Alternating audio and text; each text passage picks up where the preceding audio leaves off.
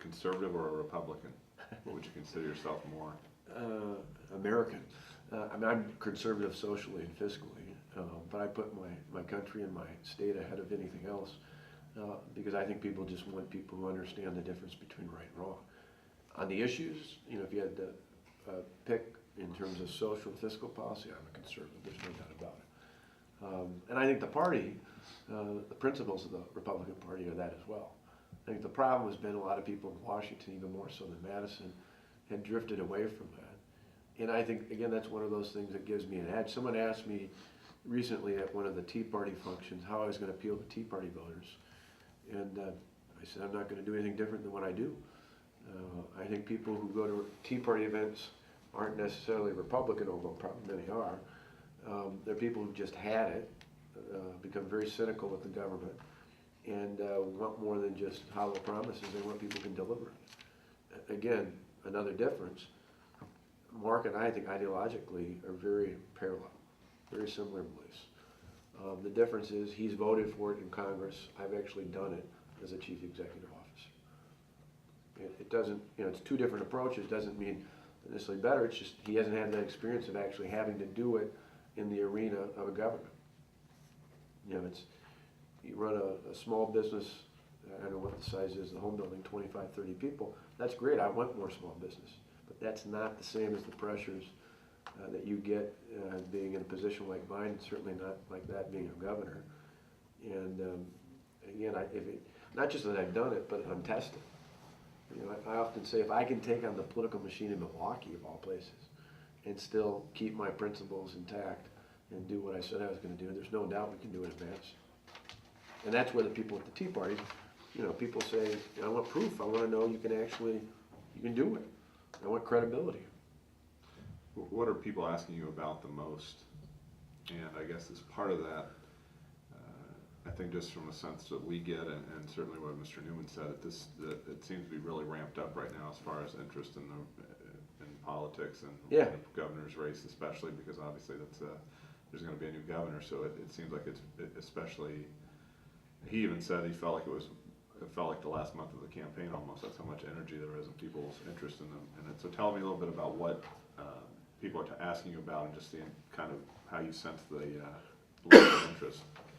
Well, I think what I hear the most, and I don't just, I was saying earlier, I like to, not at Krista's Kitchen, but I like to go to places like that, be it a coffee shop, a diner, a supper club.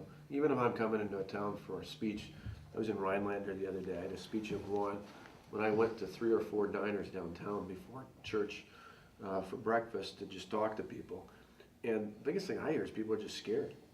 They're scared about the economy. Whether it's their own job, their spouse's job, a lot of times their kid's job, if they're a small business owner or an owner of a business, their employee's job, they're just plain scared. And even if their job is okay, if you pick a little bit at their comments, I find a lot of people who are in secure jobs, they're just so afraid of the economy, and a lot of times they'll tell me they're afraid of what the government's doing. More often than not, even more so than the state, they point to the federal government. I think the whole healthcare debate, not just in the product, but the process, has them afraid of what more is going to happen from the government. And so people are very uncertain about that. In terms of the impact on the governor's race, yeah, I don't know that it's just because it's an open seat or that. I think just people in general are pumped up in much the same way I saw people in my community pumped up 8 years ago when there was a recall. The pension for us back then was kind of the last straw. It was the thing that blew the top of the kettle pot off. But it was years of unaccountable government, high taxes, cronyism, all these things that people kind of simmered about but never had enough to blow the top off. Nationally, I think the healthcare debate kind of personifies that, but it wasn't just healthcare. It's all these other things, taxes out of control, and trading votes for things. And so I think a lot of the people I hear from, there's no doubt about it, people are more engaged than ever before. A lot of times I come to places and crowds are 2-3 times the size I've ever seen before at events like that. And I'd say anywhere from a third to half the people are people who said, never been involved before, never been engaged, or if they have been, it's been years, but they just feel too much is at stake.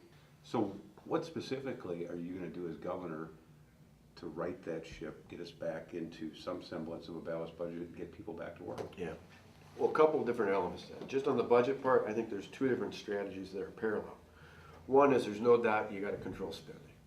And that means things as simple as individual programs we've got to go after. You look at Wisconsin Shares, the child care program. That originally in the 90s when Tommy was here and I was in the legislature, we voted for W-2. That was part of W-2 to be a temporary safety net as people went from welfare into the workforce. You gave them help with child care short term, and you gave them help with health care. The problem is under Doyle, those time limits have been taken away.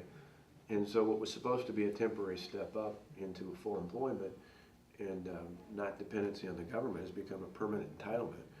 And so we see the stories, a lot of them have in Milwaukee, but they're everywhere. They were seen Madison, Green Bay, there's just more people in the Milwaukee area, so there's more stories there. But they're all over the place, where the permanent entitlement has led to massive fraud. Legislative Audit Bureau showed anywhere from 10 to 25% when they did an audit, fraud in a several $100 million program. You got to go after programs like that. You got to go after wage and benefit reform. You got to do other things that not only solve this year's or this coming biennial budget challenge, but future years.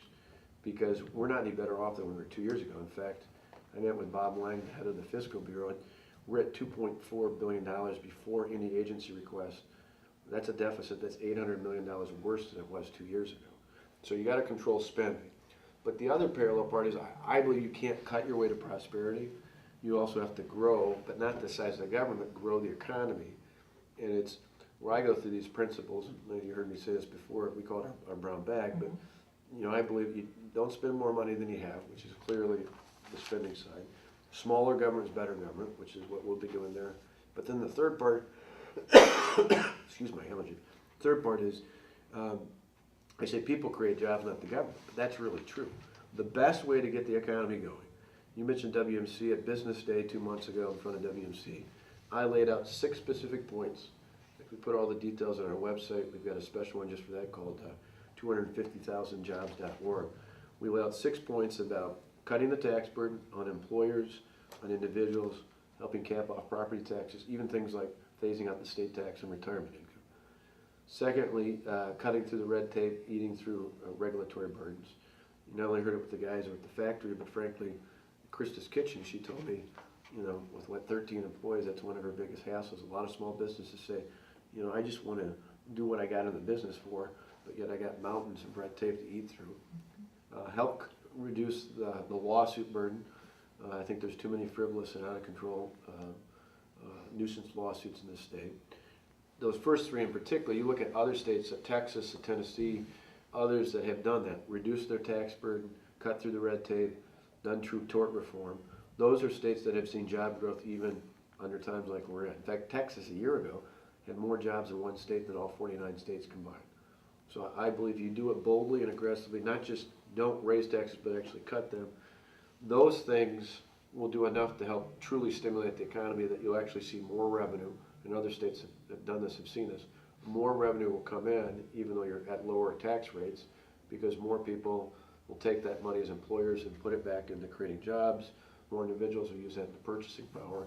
We've seen trends like that all across the country. The other 3 things are holding our education system accountable and making improvements there, K through 12, as well as our university system. Tackling healthcare, but not so much when it comes to access and quality, because we already rank at or near the top in both of those, but helping drive down costs for small businesses and family farms and others who are really driven out of that market of providing quality health care. And then the 6th component is infrastructure. It's both a reliable power system that's both affordable and constant. So a company like we were just at, where you're running 4 shifts, they can't afford to have any outages in power, or they lose tremendous amounts of money. And a good infrastructure system when it comes to transportation. And that's probably, between me and Barrett, one of the big differences. He and the governor want to put $810 million into a high-speed rail line between Milwaukee and Madison. To me, I'd like to see that money, and I would go to Congress and lobby them to reprogram it, as we've done in the past in Wisconsin, to spend that money on roads and bridges, which I think are in dire disrepair right now. That's going to drive our state's economy, not a high-speed rail line that creates, admittedly, only 55 permanent jobs.